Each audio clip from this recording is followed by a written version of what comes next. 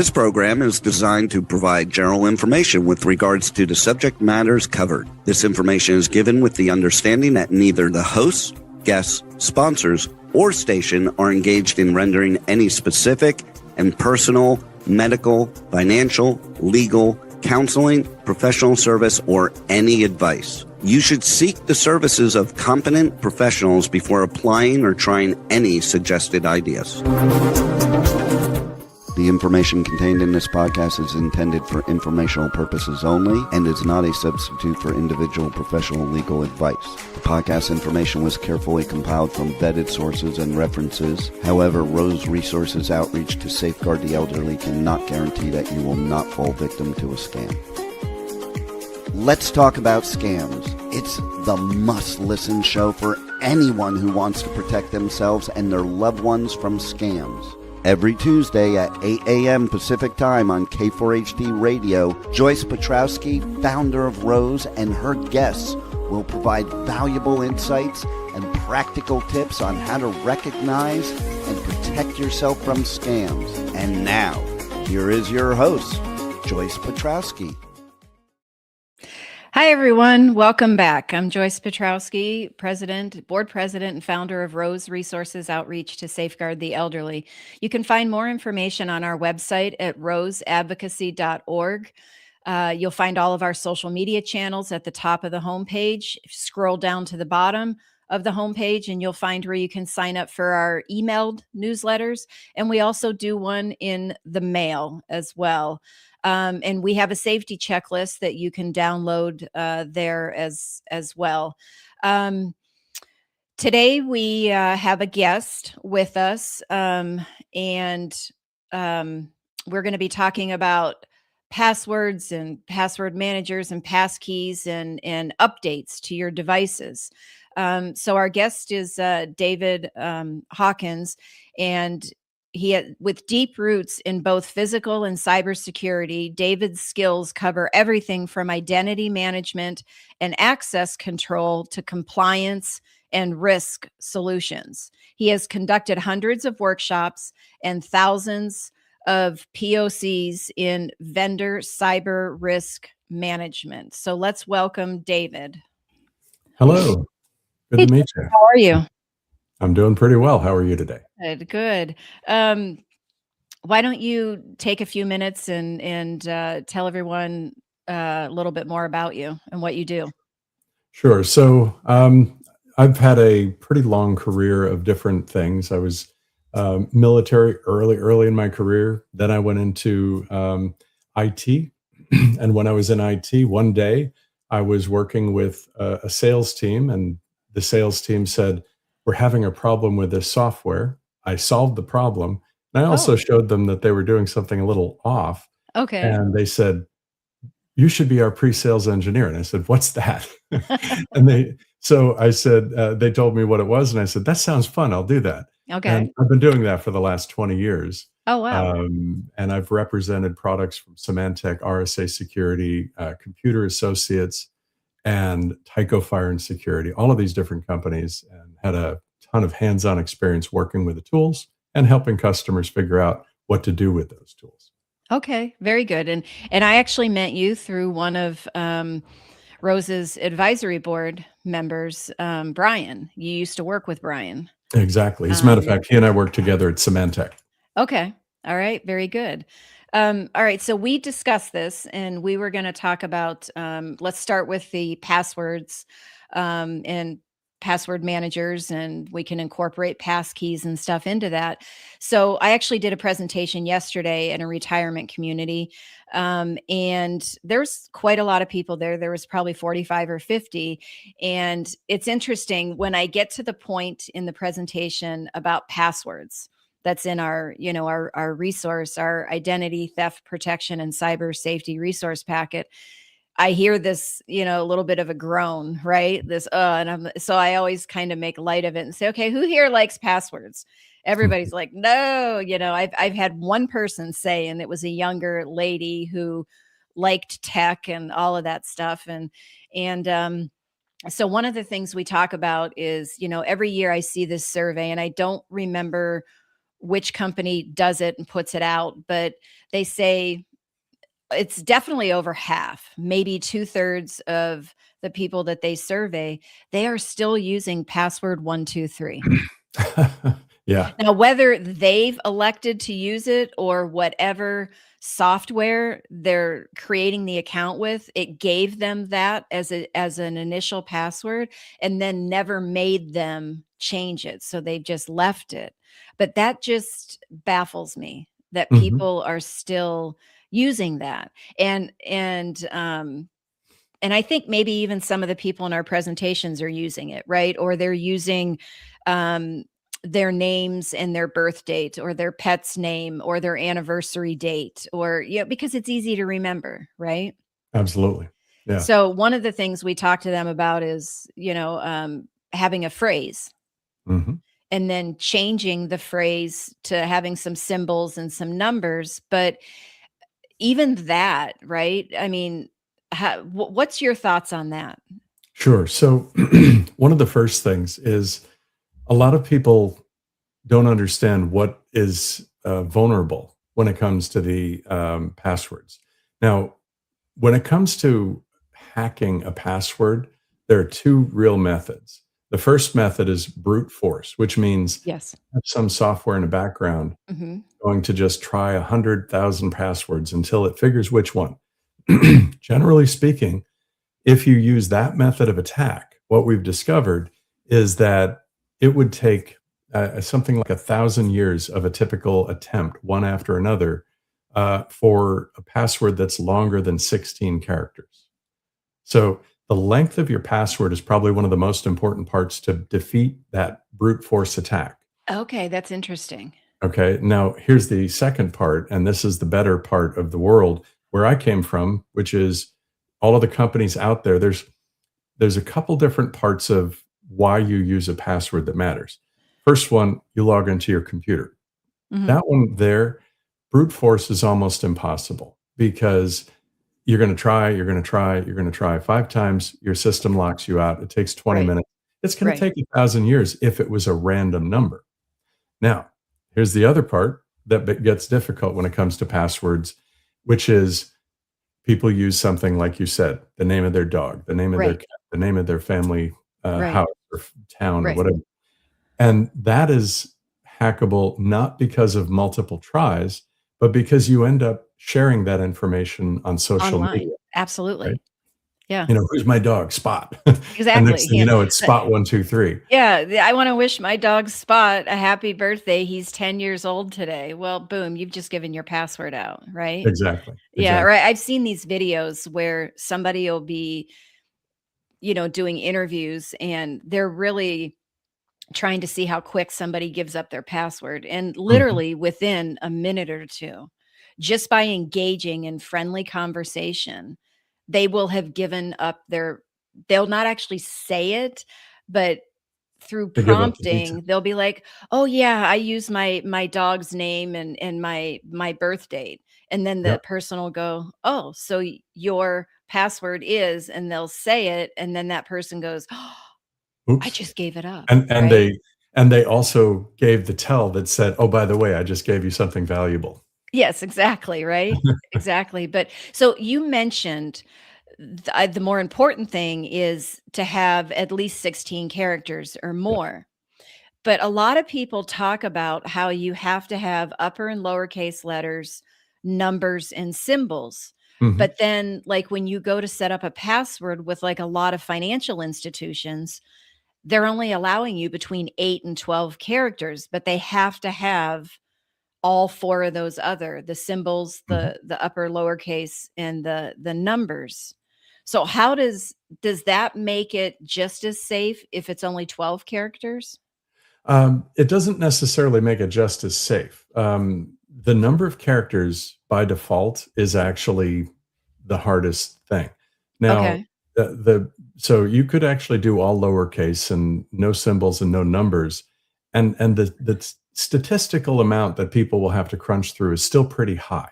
But it's Okay. still not a best practice. A really good password has uppercase, lowercase, numbers, and symbols, right? Mhm. Because that that is changing the nature of the type of thing. So instead, what I usually recommend is have a passphrase, which you mentioned at the Yeah. beginning. And the way that passphrase works, most people think, oh, I got to come up with 8 words, and they'll look around their desk and say monitor, keyboard, Right. light, Yeah. and then they'll take those and they say, I have 2 lights and I have 1 keyboard. So there's your numbers and your words, right? And nobody can see what's in front of you when you're on a computer like this. Right. It's not the worst thing to do. But how do you remember that password when you're not sitting in front of your True. desk? If you're on True. a trip and you still have to log in. So I do things like I like 2 cups of Lavazza coffee in the morning, right? That whole sentence, I can remember that pretty easily. And then what I would do is I got the 2 in there, and then I just capitalize every other Right. word or every word, and I just remember that's the method. Remember the past phrase, and then stick like A I like symbol. Lavazza exclamation point, something Yeah. like that. Yeah. So, some people have, and that's the one thing that we, tell them, right, not to use any information in your phrase that you would normally share Right. online. And Exactly. I had somebody once tell me that they used a Bible verse. And Oh, sure. I actually was like, well, you got to be careful with that because If you Bibles are don't all overlap. online. And if it's a more common, right, Bible Mm. phrase, then that's something that can be easily put into the software. Yeah, They can exactly. prompt the software to look for common Bible phrases and make some changes. So is it better to then like look around or do something like you did as long as you don't let people know, Mhm. right, on social Exactly. media or whatever, like on if you're playing online games or if you're on a dating site or whatever, you don't let people know I like to I like Lavazza or whatever, Right. if I said that right, because Mhm. then once you put that out there, then somebody could say, well, that might be their passphrase. Sure. Well, think about it this way. Um, there are a lot of different versions of the Bible. So if you said True. New King James, and then what I suggest in this case is not to pick the most popular verse. Think of it as a deep cut. What is your favorite that is not a popular one? Right. Yeah. Right? So that's one that's not gonna get bandied about, and, you might say it Right. once in a blue moon, but still, do they know which Bible you chose? And that True. helps True. to, because There my are dad a has lot of 5 different Bibles, and right. he goes between all of them.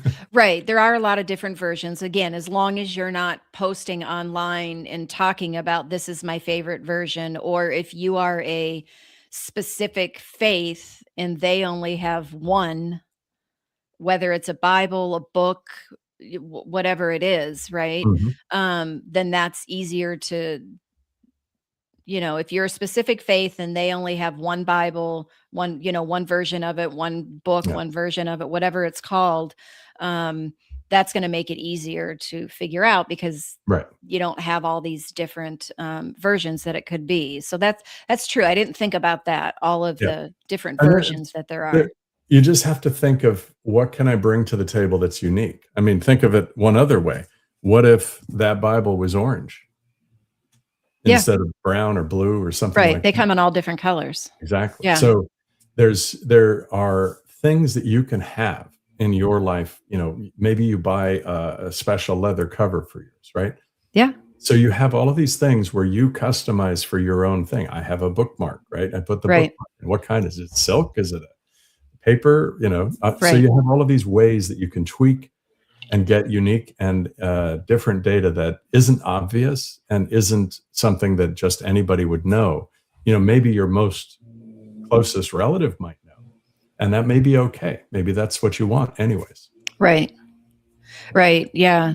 It's just so many things. I Mhm. mean, I actually remember back in the day where we didn't have passwords. I do too. I mean, you just got into your account, right? Kind of Yep. like you left your house unlocked, you left your car sitting in the driveway unlocked, right? And Mhm. how the world has changed, It has, right? That it's definitely. like it's a habit now to make sure all your doors and windows are locked, and we have alarm systems, right? Mhm. And if you're staying by yourself, if your spouse is not with you, especially that happens with me, I turn the alarm on. Yep. Um, but to the point, the last time I did it, I forgot and opened up one of the doors the next morning, and it went blaring. Um, but yeah, the world has just changed so It much. definitely has. Yeah, and Yeah, by the way, it's going to change a lot more. it will. Um, Most people are nowheres near aware of how dramatic, AI, for example, Yes. is going to be changing things in the next 2 to 10 years. So Yeah, our it's, world online is going to be, in some respects, almost unrecognizable in 2 to 5 years because of those changes. yeah, I mean, AI really has only been really out in the public for 5, maybe 7 Mhm. years, Exactly. but people However, it's been around a long time, 50 it years has. since it started roughly. Um, when I was, in physical security, which was back around 2002, we were building what we called man traps, which is when you go into a mall and there's a set of doors and then another set of doors? Yes, yes. So sometimes they have these entries going into a building, and they'll have a checkpoint for somebody from a security perspective on the side of that front door and entry. Okay. And this is back when, SARS came out. Remember SARS? I don't know if you remember this, but it was just like COVID, but Yes, yes, yeah, yes. the early edition. Mhm. So we were designing these things where they would walk in the front door, there was a camera above the inner door, and it would actually get your temperature, and it would lock the door if you had a temperature over 100. Oh, wow. Yeah, so Okay. this is and we had to use AI back then. This is the 2001 to 2003 timeframe Yeah, in so it order to has. determine whether or not we should open the door, close the door, Right. allow the person in, not allow them in, and what their temperature was, and then Yeah. use which camera associated with which door. The whole thing was AI. Right, right.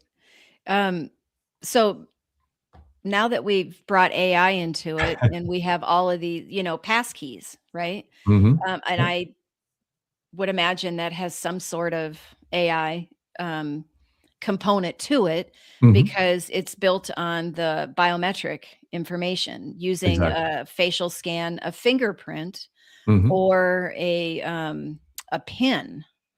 Yep. And like for my laptop, when it's locked and it locks after 30 seconds or something like that, you have to have my fingerprint, right, Right. to open it up, or you have to know the password. Um, Mhm. but what are your what are your thoughts on that? I've read a lot of security people say that that's safer It than is. using a password, and I think part of the reason, and I don't know if it's a lot of the reason, is because we like to reuse passwords. We use the ones that are very easy to crack. Mhm. But maybe there's some other reasons why it's considered safer. Sure. Yeah, I can get into that a little bit. So, when you use a mobile device or you use a physical device, like on a lot of laptops now, they have a fingerprint scanner, Yep. they have the camera for facial recognition. So, a lot of people fear those technologies because they think it's taking their personal information. Yes. So the first part is, let me allay your fear. It is not that.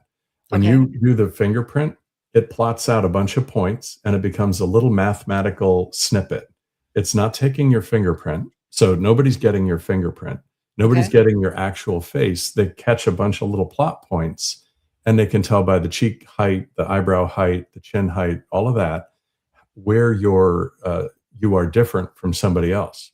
So Okay. it's figuring out depth, it's figuring out the dimensions, it's figuring out skin coloring in some cases, and those types of facial recognition or biometrics are not capturing your likeness or personal data. They're only making a calculation and using AI to then, well, it's not even using AI. It's using an encryption technology where Okay. the encryption crunches that information down into a small little number.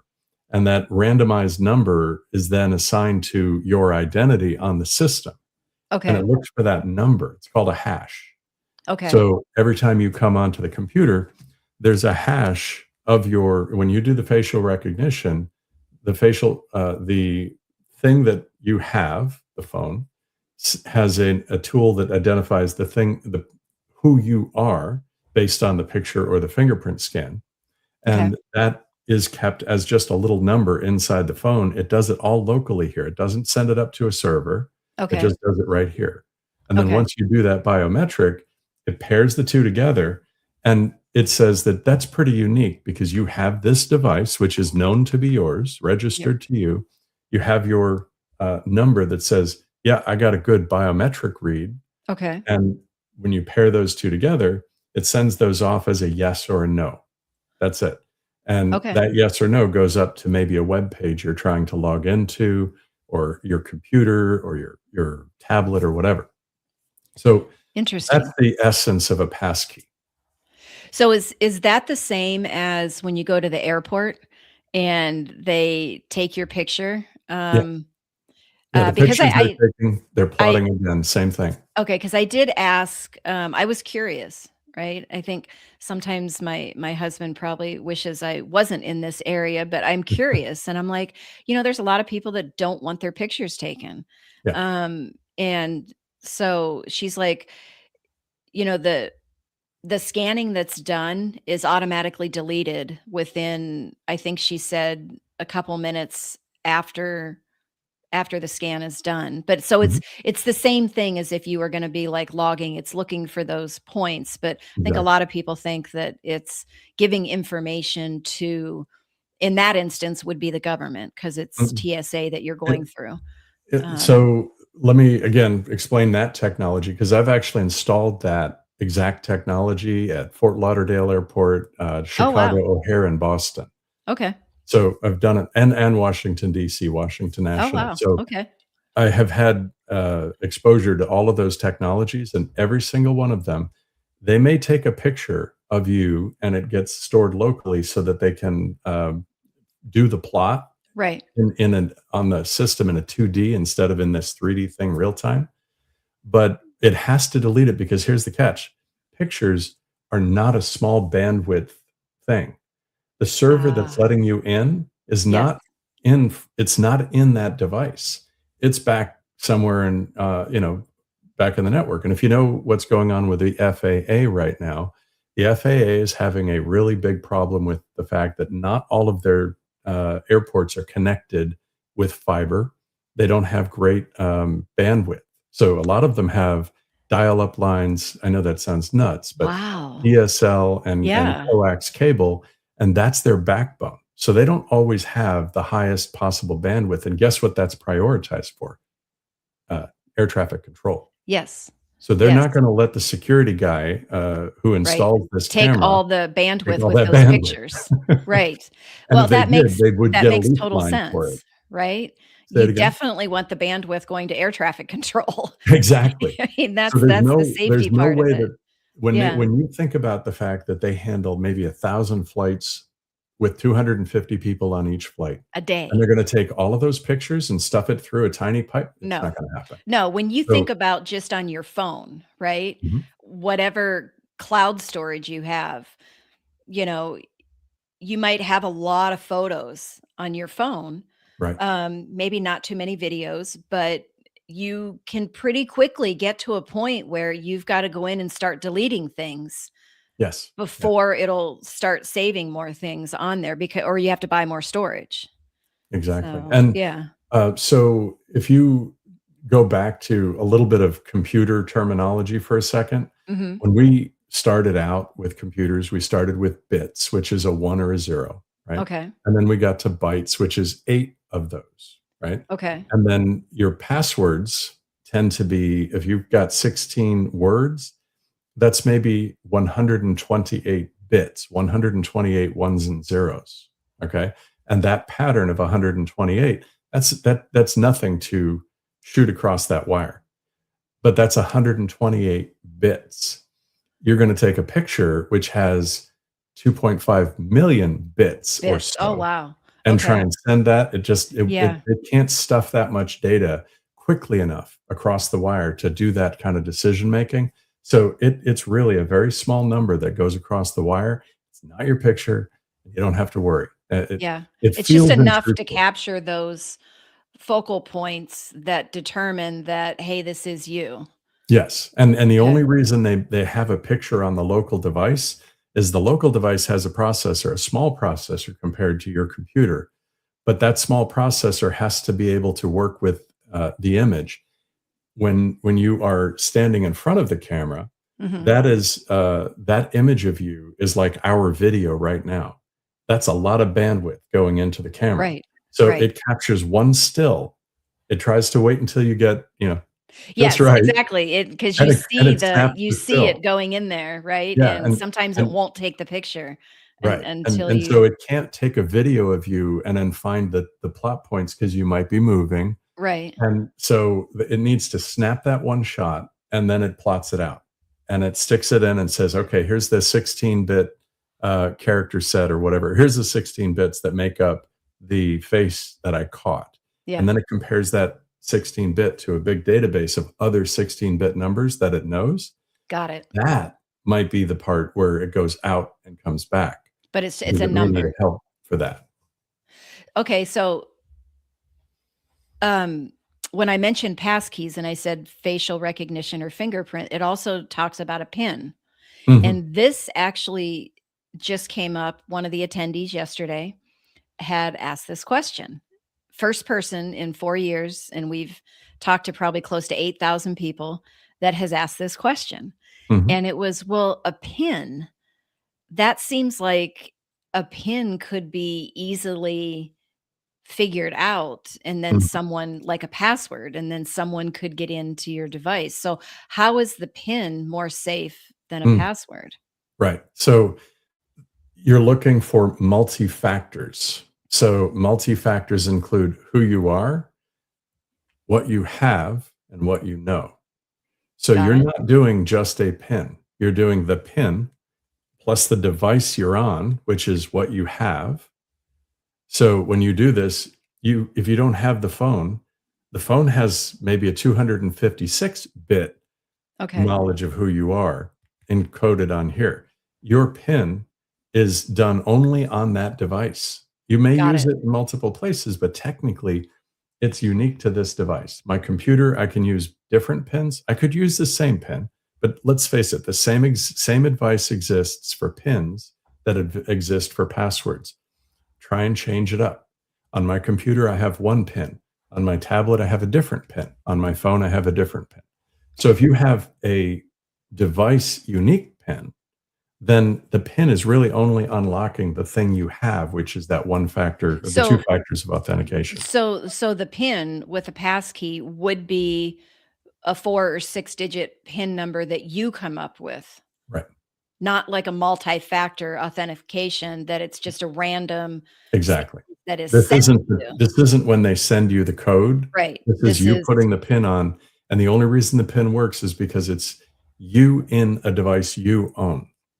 okay. So it's you could have someone else's phone, your PIN's not gonna work Correct. in that phone because it's someone else's phone. Exactly. So somebody would actually physically have to have your phone and know what your PIN number is in Mhm. order then to be able to get in, which would be somebody would physically need to have your phone. And I Exactly. see this when I watch, like, I like to watch the FBI shows, right? Right. Somebody's unconscious, they take the phone and put it in front of their face and Yeah. it lets them in, or they do the fingerprint, right? But somebody physically has to have your phone Exactly. and then know your PIN or Right. have you put your PIN number in. That is a very legitimate workaround to some of these multi-factor authentication strategies, because if somebody can scan your face, I mean, I know, we actually figured out how to lift fingerprints. We had to test all of the different fingerprint reader devices when I did Mhm. physical security. And so there was a way to take a tape and collect the fingerprint and then put it onto a silicon type glove and then take it off and then put like a piece of fruit or a piece of something inside that made in the glove that would give it Like like there a was actually biological a texture. finger in there. Yeah. Yeah. So you were able to do that. And then if you got you didn't have to always get the body temperature right, but now there are sensors that you have to get the body temperature right too. So all of those elements come into play when you're doing something like this. Is it possible to defeat them? Yes. And that's why they want 2 or 3 of these things: the thing you know, the thing you have, and who you are. So those 3 things together make it much harder to spoof. But that doesn't mean it's possible. But Anything's possible, anything's right? I mean, possible. anything. And that's why I tell them nothing's foolproof, right? So, you know, that right there seems like that's a deterrent It is. Yeah. because that would take a lot longer to do for a scammer to do. Because Mhm. one, they have to have the physical device. 2, they're going to have to try to lift your fingerprint from someplace on a piece of tape, put it on a silicone glove, do Yep. this, right? If they've got your phone, chances are they might have you, I don't know, but it just seems like it's a lot of work. It And is. we know that they're lazy and they have enough low-hanging fruit. They're going to go after other more simpler ways Exactly. to As a do matter of things. fact, I So, wrote an article a while ago, which was make it just difficult enough that they say too much trouble, moving on. yeah, right. So, No, it makes total sense. I don't wanna climb the tree. I just wanna grab what's oh, give me the available. fruit. Exactly. I'm gonna take what's hanging low. Yeah, I don't wanna Exactly. have to climb the tree to get the fruit. So, Yeah. yeah, it makes total sense. Well, I wanna move on to, the password managers. So I get asked this Mhm. question a lot, and not just with password managers. It could be with credit monitoring software. It could be with antivirus software. A lot of different, softwares out there for different things, VPNs. And they're like, "Well, what's the best one?" And Mhm. it's like, you know, one that's really hard because everyone's personal situation is different Yep. for what they're looking for, the risk they wanna take or not take, the budget they have available, to spend on this, Mhm. everything is and there's so many of them out there, so what we suggest is, just type in um, the best password managers for 2026, and if you Mhm. wanna say the best password managers for seniors for 2026. You're going to get all these tech companies Mhm. they constantly monitor these softwares and they evaluate them. They go Yep. through and see how they work. They have a whole tech staff, right? That's all they do. Right. And then they're always updating these articles and they will rate them and they will tell you the pros and cons as to why the positives, the negatives, Yep. and then they tell you about it. And they might even say, we've rated this one the best for seniors, and this is why. Exactly. And so I said, that's why we don't recommend any specific password manager or any specific software, Yep. because what works for me might not work for you and Correct. vice versa, because there's so many individual factors that come into play when you're determining what you want to get. But have you come across any password managers that just seem to work better for the older adult population? Um, yes and no. Okay. So, so first off, when it comes to older population, I have 2 parents. They're both fortunately still alive. And I have a password manager family profile that I manage for Okay. both of them. Okay. Okay. So, number one, you got the who knows how to program a VCR person in your family. You have to have that person in your family in a perfect world. Yeah. So, and then the second part has to do with where do you use it? When do you use it? And how do you use it? Right. So when it comes to password managers, you have to ask yourself, am I on a Windows machine, a Mac, a tablet, a Yep. phone, whatever? And in a lot of cases, and also, do you have multiple things? Like I Mhm. have a Windows laptop over here, an iPad, my iPhone, and then I also have another PC downstairs that I use. So Okay. all of these different computers, I just go from one to the other, and I want to have the same exact password manager on all of them, right? That way I don't have to think. Absolutely. It transitions operating system to operating system, and it synchronizes the passwords so I don't have to worry about it. But there's a lot of people will say there's a danger in that because once you have something that synchronizes, you have a problem. But here's the catch to that. Using a password manager, I'm going to divert for a second to Sure. another technology, totally Okay. separate. There are cars, and then there are Teslas, and I'm bringing this up because Okay. Tesla has one feature that no other car has, and that is self-driving. So if you Ah, want a car that can drive itself, the only car on the market that can truly do it for a consumer safely is a Tesla. Every okay. other car has maybe driver assist and a couple of Right. other things like that. So Okay. when it comes to that, that safety driving technology is 10 times better than a human being, period, across the board. Now, let's step out of that. The reason that's important is because we drive, eventually we stop driving as well. And if a computer can do it 10 times better than us, great. Same thing goes for our passwords here. Okay. The network connection between the passwords is a sophisticated thing to hack. So it's not low hanging fruit. It's Okay. not something that's going to be easily picked up. In most cases, the databases for those password managers on your local machine, Mhm. it's all heavily encrypted. So no hackers going after your database. It's too hard.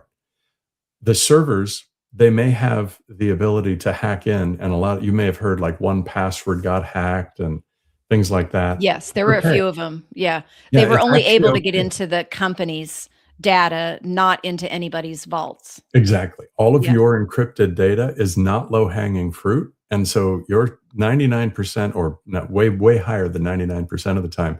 It's way safer to use a password manager than it is to not have one. And that's Okay. exactly why I was bringing up the Tesla thing. Way safer to have self driving than not having it, is all the point was. Okay. So it's safer to have a password manager, but here's your questions. Do you need it on multiple operating systems? Is it Windows, Apple, True. Okay. iPads, maybe even Linux? So if that's a yes, you need to that's your first most important technology. Okay. Second, do you have a DVR programmer in your family who's going to help you? And if so, then you want to know, do they have a family package so that I can Okay. have 5 or 10 or 15 people in a Makes family sense. all, right? Mhm. And then do they have the ability to have somebody manage for everybody? And when somebody manages for everybody, they can't see your passwords, but they can help make sure that if you get locked out, they get you back in. That is great. That is great because that's one thing that we do talk to them about is, with the password managers, you don't have to worry about coming up with strong passwords. They will automatically generate them for you. When you go to log in, you click on the icon, it fills everything in for you. There's a place for notes. So, like some of the financial accounts I get into, it's been issued like a business code. Mhm. Right, and so I have to have that business code, and I put that in the notes, or sometimes the security questions, I have those in the notes, so I don't have to have them written down someplace. Because when I answer security questions, I lie, and it's like, I can't remember all those lies, the answers Sure. I've given, right? Yep, You exactly. gotta have them in there someplace, but we say you still have to remember the password to your vault, because if you Get don't it. have it or you forget it, you can't call the company and give them your account information because they don't have it. Right. You're locked out. Yes, you're locked And out and so technically you delete the whole thing. yes, and so that's great that they would have the capability with some of their plans to be able to have someone else be the manager, in essence, a family plan. So Exactly. then in your instance, you are the manager for yours and your parents. And Exactly. so as they get older, if some cognitive decline starts to happen, whatever starts to happen, if they have it written down and they might have forgotten where they keep it for safekeeping or however they keep it, Mhm. um, they don't have to worry about that because you they can just say, hey, I need to do this, or what's my password, or can you come help me, Yes, with exactly. this. So that's great. The Mhm. family plan. I like Yep. that. And so there are a number of companies out there that have family plan, and it can be a corporate plan, by the way. It doesn't have to be just a family plan. So if you had, like, my mother's the oldest of 11, my father's the third of 9. Oh, wow. So I literally have about 100 cousins, no Yeah. joke. And I've got about but 50. yeah, I don't do, this for my family, but if somebody asked me to, I certainly could, and that would be logical because I would say, "I'll take care of the whole family, and if you have a problem, you just text me or send me a note, and I'll just do a quick unlock." Now, I don't really wanna do that because the family's so big and Right. so many. I guarantee you but I could have a couple of people in a family do that, and we could get one product that can do it. And if that was the case, and everybody contributed like $10 or $20, Yeah. then you could actually buy one of those much more expensive corporate plans for a large group, and it wouldn't be a big deal. And the corporate That plans, by the way, have the best security, comparatively speaking. that makes sense because they have so much. There's so much more infrastructure and so many more human risk with corporations because of all the employees that they have, Mhm. right? And Right. and yes, they can have all these firewalls put up, but all it takes is one person, right, having Exactly. a weak password. Yep. Like I was doing my cybersecurity trainings, catching up on those, and in one of them they talked about, and it was one major company, I don't remember which company it was, that hackers were able to get in through an admin account Mhm. because that admin account was still using password, or no, it was using, I think, password 123 or something generic like Yeah. that. And so Yep. they were able to get in through that. And that's one person's mistake could affect the whole company, right? Exactly. So yeah, there's so much more that has to go into consideration when you're dealing with a company that has 10 employees, 100 employees, 1,000 employees. Um, Yeah. And by the way, I was watching a show last night, on YouTube, and okay. it was called Family, or the channel was called Family Office. Okay. All right. They're basically, now this is more for affluent, wealthy folks in a sense, but, especially when there's a lot of money in the families and they want to Mhm. make sure gets Right. passed down to their future generations. But the concept is brilliant, which is if you are part of a family and you've got at least 10 people in your family across everybody that matters, Mhm. you create a group called the family office. And you can have somebody outside the family administer this. But Okay. basically, they help you with things like IT solutions that might benefit the whole family. Like, why don't we just buy an Office 365 package for the whole family? Because we could get it cheaper if we bought it as 10 people instead of one. So would the person that would be monitoring the family office, would that be more of like a tech support type of IT Exactly. person? Is who is Exactly. gonna monitor that? So part of the family office would be that you have a person who works with a company. The company is the family office. And Mhm. that company, it could be all online, right? Mhm. No person involved. But it could also have an AI agent in it that services the whole family. Yeah. Or it could be, like a real corporation that does this for you, an appointed trustee of a Right. trust, family Right. trust, right? Right. So the concept is that you have this person designated. Ideally, you have a company that can support it, and the whole family pays a few dollars into it so that this one entity can exist and take care of everybody in the family. And that is the organization that you get this password manager managed by, so Got that it. they do 24, they part of the services that they would offer a 24 by 7 tech support for everybody in the family, and they understand every product you guys have purchased as a family, and Okay. they know, okay, I need to know Windows, I need to know Mac, I need to know iPad, and Right. they do the whole thing for everybody so that nobody has to pray that person who's the VCR guru is not on vacation. That's true, right? I mean, because right, you don't want to be locked out for a week or two. Yep. Um, And I think yeah, that's this is something that doesn't exist today, but should exist for elderly care, because in the case of folks like us getting a little bit older, mhm, we're saying, how do I take care of my 85-year-old father? right, And maybe, in my particular circumstances, I might want to go on a cruise and he can't connect with me, right? Well, right, he's out of luck, and I don't want to have that happen. So right. it makes sense to have, especially if you could do an association and do I'm going to offer some IT services through an association that takes care of your family, and the account Nice. is for your family. Right, right. I mean, it's great. Like your parents have you, who is very adept in all of these tech services, Mhm. And and patient. pardon me, And patient. and patient. Yeah, sometimes you got to go outside of the family Mhm. to have not only the tech but also the patience and stuff like that. But that's great, right? And so that's a great resource to be able to say, hey, I when I'm looking for this, I want to get everything bundled together, Mhm. and I want to be able to use it for 10 people. Yep.